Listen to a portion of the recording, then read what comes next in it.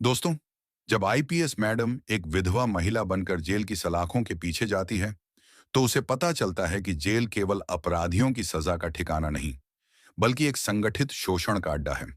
वहां का दरोगा रात में उसके साथ सोता है। उसे मजबूर किया जाता है अपनी अस्मिता छोड़ने को। जेल के अंदर दरोगा हर महिला कैदी की इज्जत लूटता है। दरोगा कैदी महिला के साथ रात बिताता है और गलत काम करता है। जब आईपीएस मैडम खुद कैदी बनकर जेल में पहुंची, तो उसके साथ भी वही काम हुआ। दोस्तों, फिर जो हुआ उसको जानने के लिए वीडियो में अंत तक बने रहना।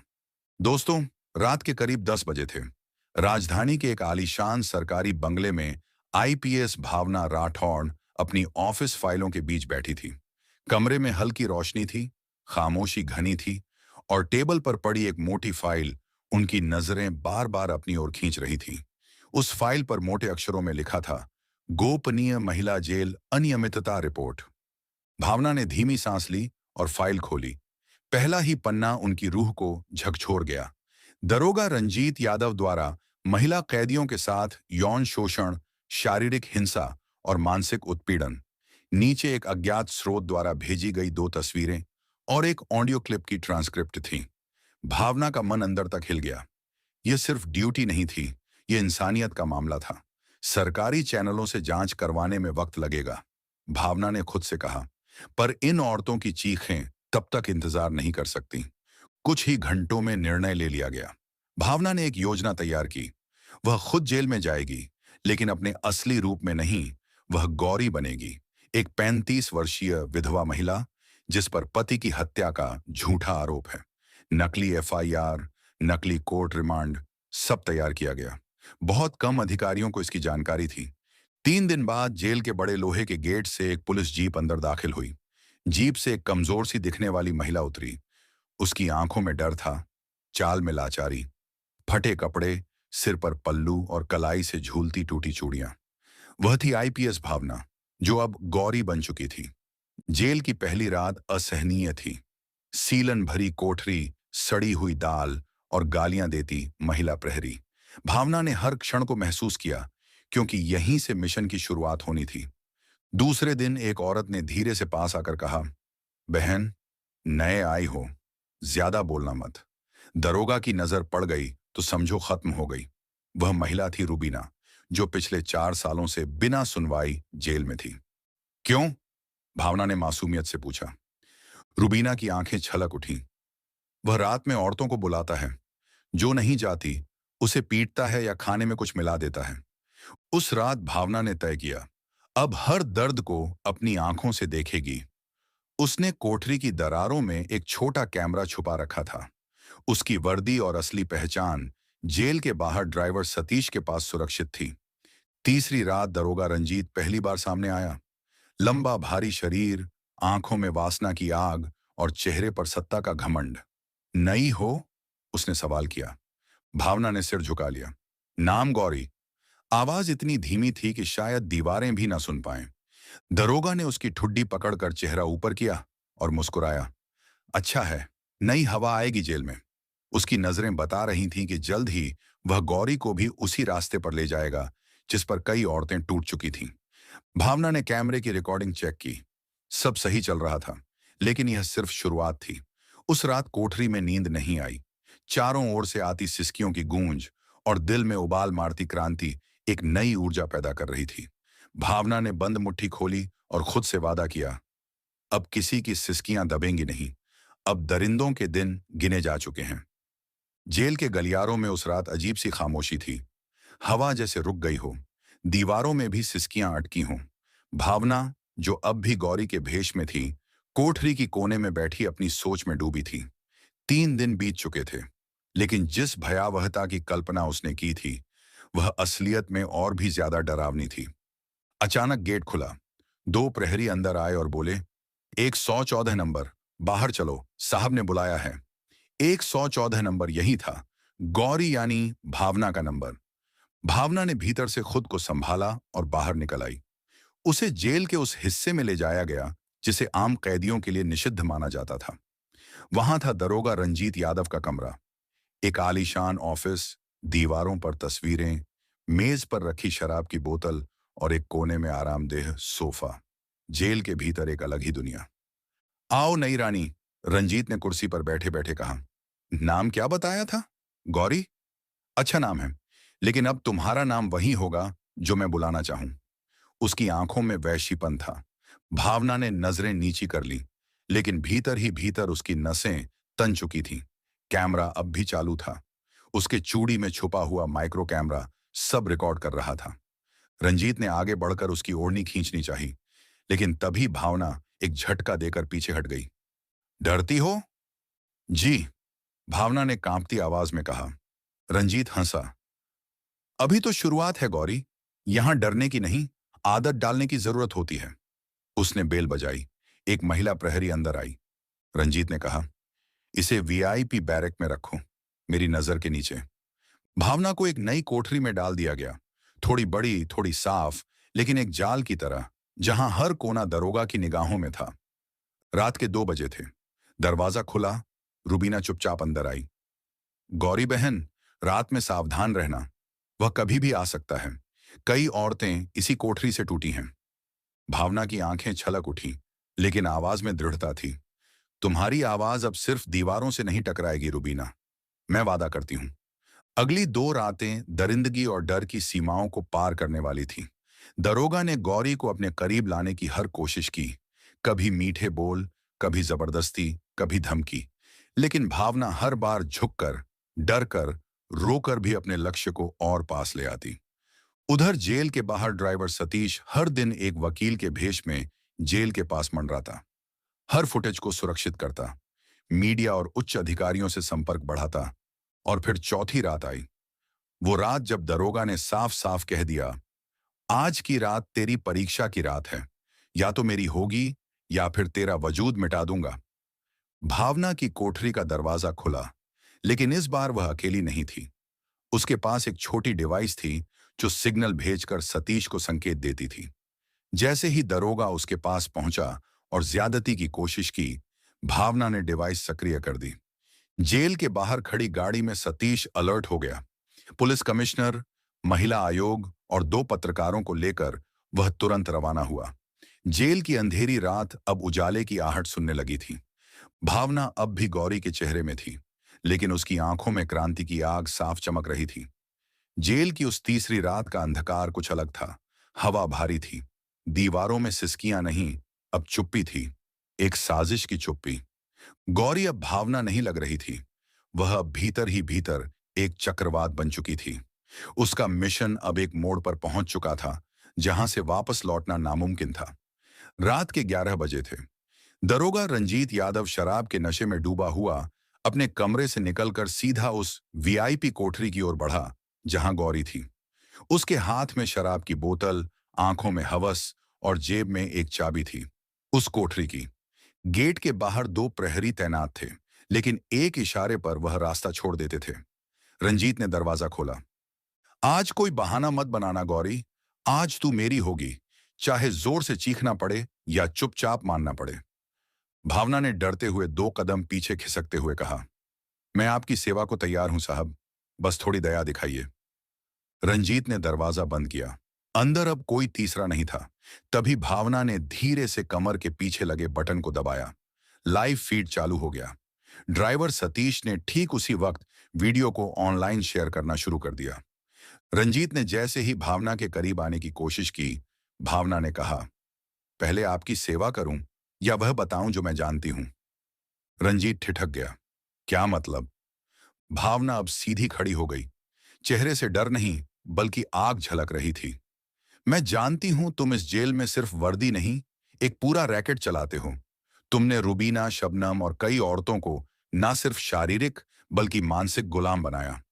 तुम्हारे आदमी जेल में ड्रग्स पहुंचाते हैं, बाहर के गुंडों से पैसा लेते हो, औरतों को सप्लाई करते हो, और जो मुंह खोलती है उसकी लाश जेल के कुएं से मिलती है। रंजीत हंस पड़ा। तू क्या करेगी? एक विधवा औरत? तू किसे बताएगी? जिसे बताना था बता चुकी हूं। अभी तुम लाइव हो। तुम्हारी यह दरिंदगी, तुम्हारा सच पूरा देश देख रहा है। रंजीत के चेहरे का रंग उड़ गया। वह पीछे हटा, लेकिन तभी दरवाजा जोर से खुला। महिला आयोग के अधिकारी, कमिश्नर, पत्रकार और सतीश अंदर आ गए। दरोगा रंजीत यादव आपको बलात्कार की कोशिश, महिला उत्पीड़न, जेल के अंदर गैरकानूनी गतिविधियां संचालित करने और कई गंभीर धाराओं में गिरफ्तार किया जाता है। रंजीत भागने की कोशिश करता है, लेकिन चारों तरफ से हथकड़ियां लेकर पुलिसकर्मी घेर लेते हैं। वही प्रहरी जो उसके इशारों पर काम करते थे, अब सिर झुकाए खड़े थे। भावना, जो अब आईपीएस भावना चौहान के रूप में सामने थी, ने एक अंतिम नजर उस कोठरी पर डाली। यह सिर्फ एक दरोगा की गिरफ्तारी नहीं है, यह उस व्यवस्था की हार है जिसने वर्षों से औरतों की चीखों को दबाकर रखा। अब हर कोठरी में सच गूंजेगा, डर नहीं। जेल में अफरा तफरी मच चुकी थी। सीबीसी रिकॉर्ड्स, गुमशुदा महिलाओं की फाइलें, सब बाहर आने लगे। जो बातें फाइलों में दबी थीं, अब वह सुराख बन चुकी थी। रंजीत के गिरफ्तारी के साथ ही जेल के भीतर मौजूद एक संगठित अपराध का पर्दाफाश हो चुका था। लेकिन यह तो सिर्फ शुरुआत थी। भावना जानती थी कि इस गिरोह के पीछे और भी चेहरे हैं, कुछ वर्दी में, कुछ कुर्ते में और कुछ नकाब में। आईपीएस भावना चौहान की पहचान अब सबके सामने आ चुकी थी। जेल में हुई कार्रवाई से पूरे प्रदेश में हलचल मच गई थी। इस बार वह अकेली नहीं थी। पूरे राज्य की स्पेशल टास्क फोर्स एसटीएफ उसकी टीम में थी। योजना थी एक जाल बिछाने की, जिसमें मास्टर खुद फंसे। इसी दौरान भावना को एक कॉल आता है। कॉल करने वाली महिला की आवाज कांप रही थी। मैम, मेरा नाम शबनम है। मैं उसी रैकेट की पीड़िता हूं। मैं जानती हूं मास्टर का ठिकाना, लेकिन मेरी जान खतरे में है।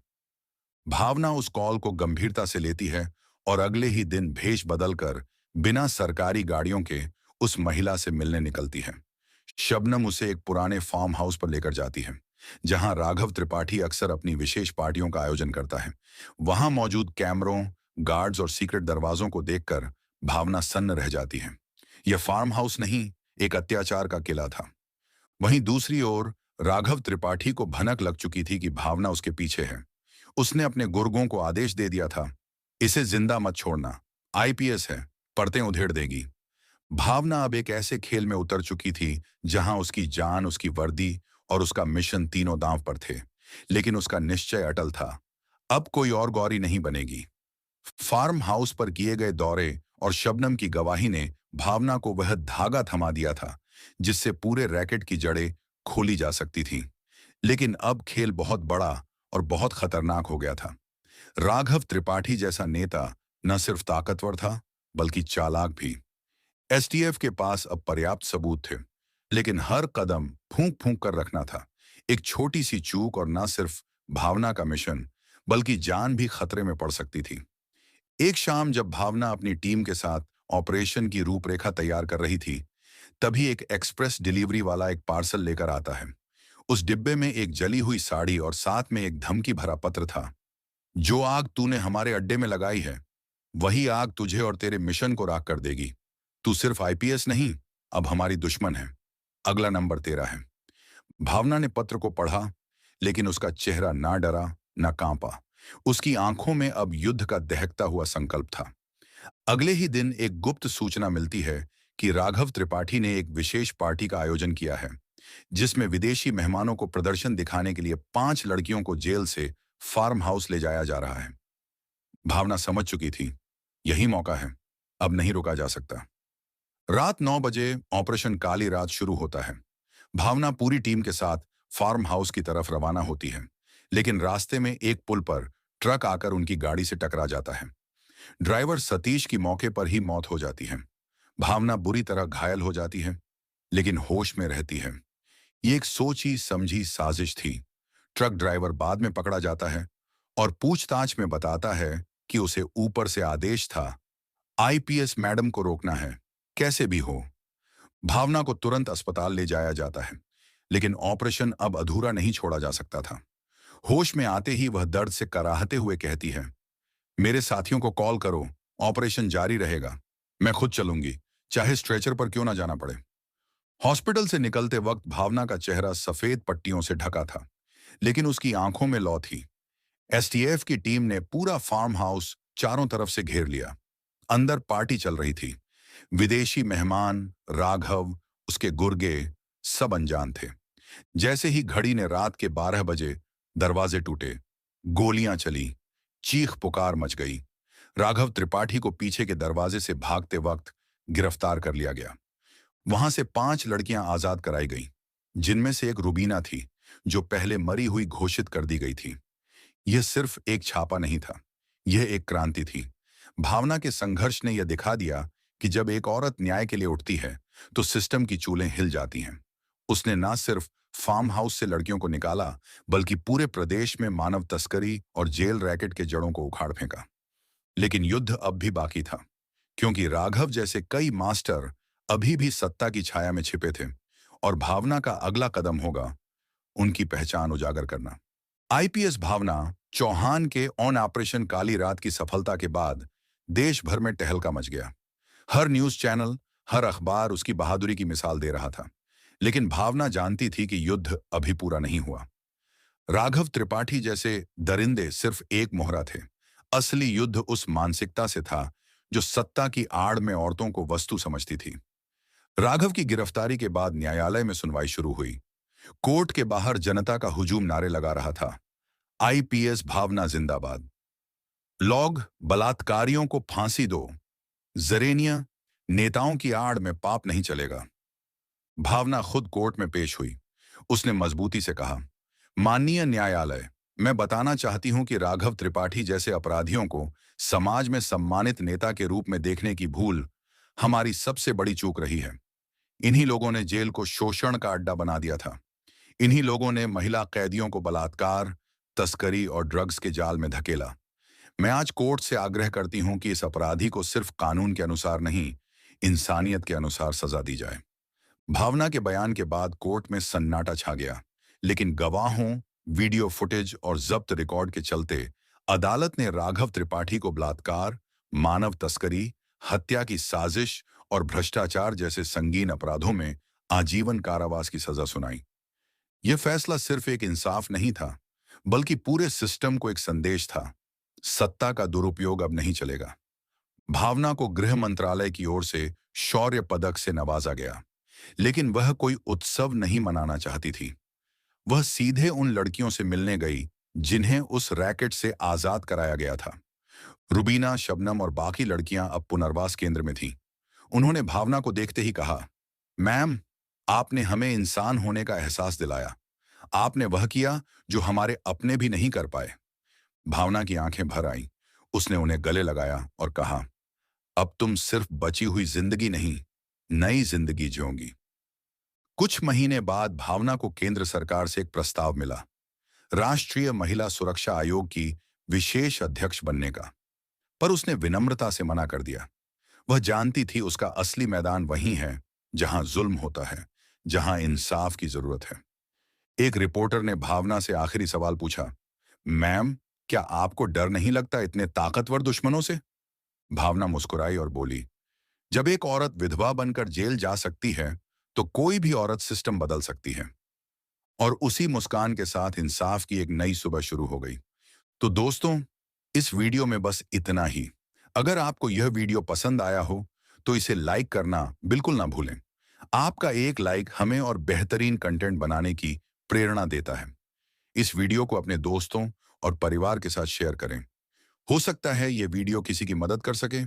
अगर आप हमारे चैनल पर नए हैं, तो जल्दी से सब्सक्राइब कर लें, क्योंकि हम आपके लिए ऐसी ही जबरदस्त जानकारी लाते रहते हैं। सब्सक्राइब करने के बाद बेल आइकन जरूर दबाएं, ताकि आपको हमारी हर नई वीडियो की नोटिफिकेशन मिले। हम पूरी कोशिश करते हैं कि आपको बेहतरीन कंटेंट दें। आपके सुझाव हमारे लिए बेहद खास हैं। कमेंट में हमें जरूर बताएं कि आपको यह वीडियो कैसा लगा। अगर कोई सवाल या सुझाव हो, तो कमेंट में जरूर लिखें। आपकी राय हमारे लिए बहुत मायने रखती है। हमारे चैनल को आगे बढ़ाने में आपका समर्थन बहुत जरूरी है, इसलिए जुड़े रहें और सीखते रहें। इस वीडियो को देखने के लिए आपका दिल से धन्यवाद। आप हमारे लिए सिर्फ दर्शक नहीं, परिवार हैं। हमारा मकसद सिर्फ जानकारी देना नहीं, बल्कि आपके जीवन में सकारात्मक बदलाव लाना है। इसलिए वीडियो को पूरा देखें और सीखें। कुछ नया करने का जज्बा हमेशा बनाए रखें। कभी हार मत मानिए, क्योंकि हार के बाद ही जीत होती है। मेहनत करते रहिए और खुद पर भरोसा रखिए। हर दिन कुछ नया सीखिए और दूसरों को भी सिखाइए। इसी सोच के साथ हम आपसे विदा लेते हैं। अगली वीडियो में फिर मिलेंगे नई जानकारी और नए जोश के साथ। तब तक खुश रहें, सुरक्षित रहें और सीखते रहें। मिलते हैं अगली वीडियो में। जय हिंद, जय भारत।